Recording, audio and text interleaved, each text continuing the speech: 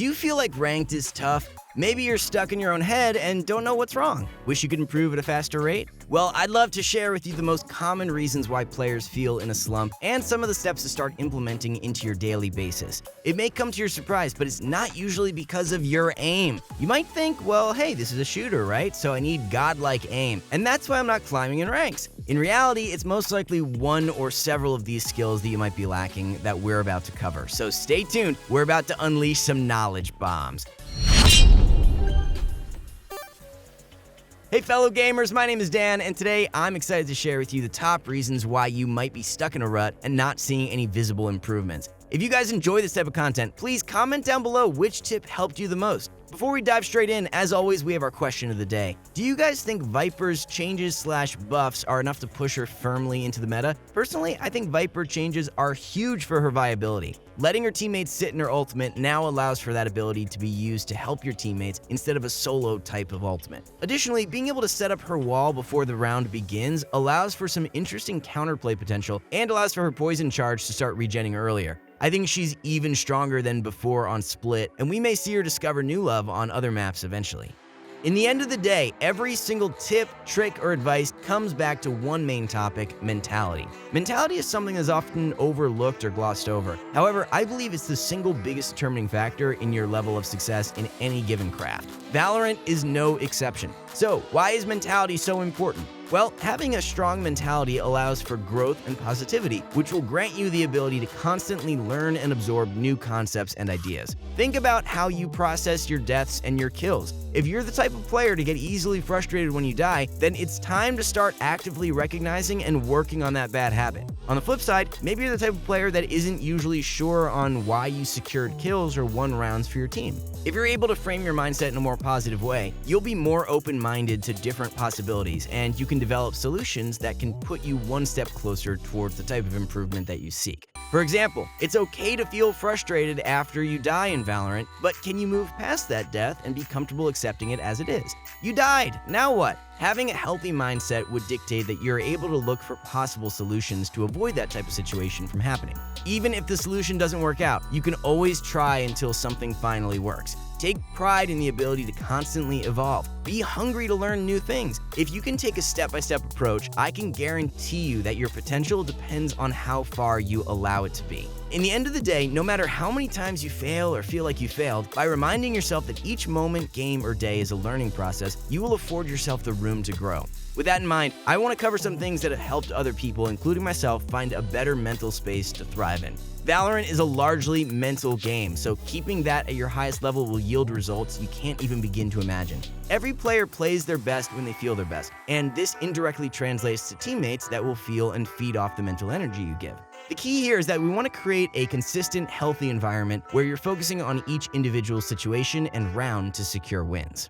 I want to start by saying that being consistent with your warm-up routine is far more important than having the right one. Each person has a different set of skills, and the things they need to work on will vary from person to person. So let me explain how I like to currently warm up, and then I'll discuss how to create an extensive warm-up that you can adopt for your own future use. Copying mine will be fine, but being able to recognize and mold your routine to fit you will give you better results. Okay, let's jump straight into my routine. First, I like to start simple with still standing practice spots. I like to work on a little bit of burst strafing. I do this at long, medium, and close range. Afterwards, I move on to crouch spraying, and I do this at long, medium, and close range. This is the number one key to warm up your aim, is by changing the distance of where you're shooting and how you shoot. Regardless if you want to work on your still, moving, or appearing targets, mixing up those parts is the best way to warm up your aim. Otherwise, when you go into your games, you won't be as comfortable engaging your enemy at all the different ranges and angles. Next, I like to play a few rounds of hard bots. If you have a hard time with this, start with easy and eventually work your way up.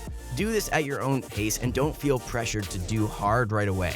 Lastly, I like to head over to the teleporter and practice a few rounds of spike defusal and spike plant scenarios. This is usually the least utilized part of the range, and I think it's a great thing to end off on before you head into your first game. What I would suggest is to try to identify what part of your aim may be a little weak. Do you struggle with spray control? Start practicing it on different bots at different ranges. Maybe use the target to see how you're doing with that spray control. Maybe you have a hard time flicking. Then I would suggest focusing more on easy/medium/hard bots. But overall, if you don't know exactly your weak points, make sure you're keeping your warm-up consistent and practicing the different ranges and the different shooting types. Lastly, don't feel hesitant to use outside sources of warming up. I personally have dabbled with Kovacs, AimLab, and Osu. They're all great sources and would recommend adding them on top of the warm-up I covered. However, there's nothing that truly replaces the feeling of warming up in the actual game. You might think that playing the game is the best way to get better at the game you want to be good at. Well, this is completely true. But there is no such thing as playing too much or too little. For each person, finding this balance is different, as some players can play for longer without mental fatigue. I want to talk about the problem of burnout that I see persistently, especially with quarantine still in effect. It is just as imperative to play the game as it is to take breaks when you're feeling mentally out of it. This is the easiest way to make sure you're performing at your peak level. If you're not enjoying the game, it's always best to take some time off from playing. Maybe explore a new game, get some fresh air, or spend some time with your loved ones. I see far too many players continue to queue ranked when they aren't playing up to par and will end up throwing away their elo. At the end of the day, your own mental health is much more important than a rank in a game. A trick that I like to employ is to make sure I've done the tasks I need to outside of the game if possible. I notice that I'll subconsciously linger on those tasks if I don't do them beforehand, and will often perform worse because of that. So if you need to do your homework, chores, or exercise, do them before you play Valorant. Even those that play Valorant for a living will take days off to reset their mental so they can perform better in the future. Think of your brain like any part of your body. For example, if you overwork your biceps, you can risk tearing those muscle fibers, which can lead to permanent damage. The brain is no different. If you overwork it without the proper rest, it can lead to some serious health conditions in the future. Regardless of that, taking breaks is very important to reduce burnout and allow you to play at your best. The game will always be there for you when you feel ready to play again. Okay, let's start with one of the most common issues I hear quite a bit. Players will often state that their teammates are holding them back and they are not sure how to win their games no matter what they do. I do agree that every once in a while, any player will get games that are nearly unwinnable. At the end of the day, you can't win them all, but if you can win more games than you lose, you will always climb. I want to teach you guys the proper way to play around teammates in rank, specifically when you're queuing alone or with one other friend. Okay, so how do we deal with teammates that we feel are subpar in our expectations or aren't really playing the way we would hope they would? Well, we've all been there, maybe getting frustrated and verbalizing our anger out towards our teammates, but if you really want them to listen, try and word in a more passive manner. For example, you could say, "Hey, Omen, can you smoke this area and this area next time?" Usually, if you give them the option to try it versus telling them to do it bluntly, it will result in less resistance.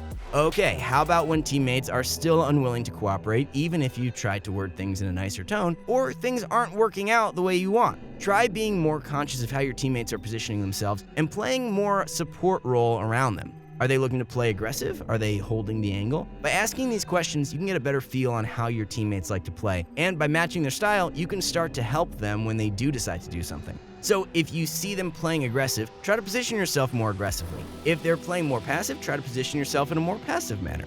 As long as you're there to help, you greatly increase the chance of them living, and in the worst case scenario, you open the opportunity up to trade kills.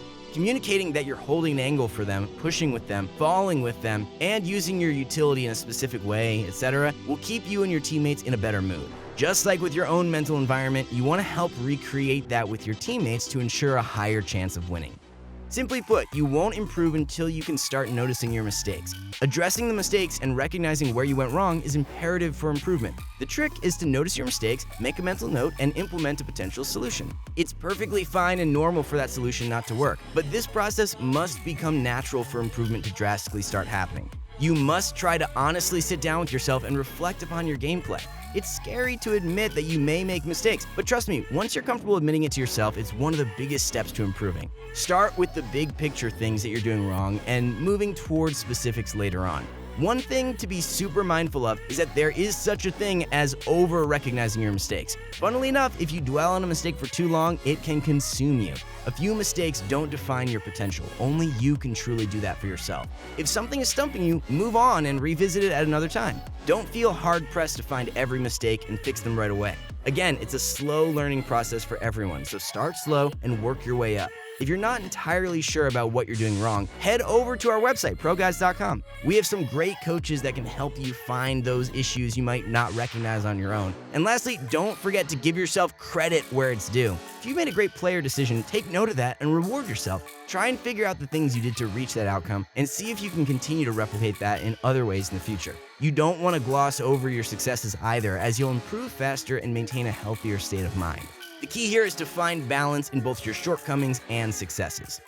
VOD reviewing is something that I actively use, and I've seen many people drastically improve their gameplay by doing so. This activity is an extension of the previous tip, as it's a more practical manifestation. By using VOD review to note your mistakes and successes, you can better identify them. Instead of relying on your own memory, you'll have more concrete evidence and the ability to replay them back at any given moment.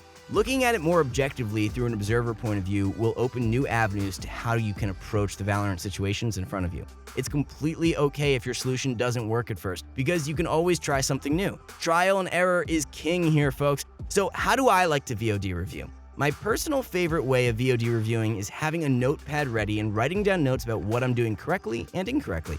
Once you have those notes, try and take away 3 to 5 key ideas that you can start working on. Bonus points if you remind yourself before you hop into the game or while you're warming up.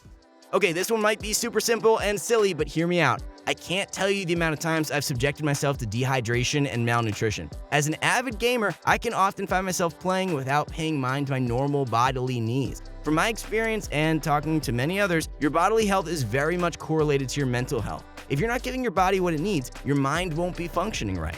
I can't tell you the amount of times I've been cranky because I haven't eaten anything in hours. I can go into even more detail on how sleep and exercise play into this as well, and I'm sure a whole video could cover just this portion, but I think this is a step in the right direction. So make sure you're drinking water and eating enough food to keep your body and mind functioning at their best capacity. When basic needs are fulfilled/met, your mind won't wander towards these things, and you can focus with ease on the game ahead of you. Here at ProGuides, we want you to keep an open mind. Allow yourself to fail and pick yourself back up. Give yourself the freedom to learn from your mistakes and even look to others for guidance. Valorant is a great game with so much nuance, but it's most important that you're enjoying the ride. There's no single secret tip on how to improve your mentality, but providing structure and room for your mind to flourish is a huge step in the right direction. By balancing your body and mind, you too can perform at your highest level in any craft. Well, that's all we have for this video. If you enjoyed the video, please like, comment, and subscribe. Make sure to hit the bell notification to ensure you stay up to date with our videos and ahead of the competition. If you want further help, feel free to check out our website, ProGuides, for the best on-demand coaching. Our videos are among the very best, and we hope you check them out if you enjoyed this one. They will help you with any of your individual Valorant needs and can bring you to the next level. And hey, if that's not your style, make sure to check out our Discord. We have a great community where you can chat, hang out, and possibly find friends to play with. We hope to see y'all in the future videos, and stay healthy, ProGuides fam.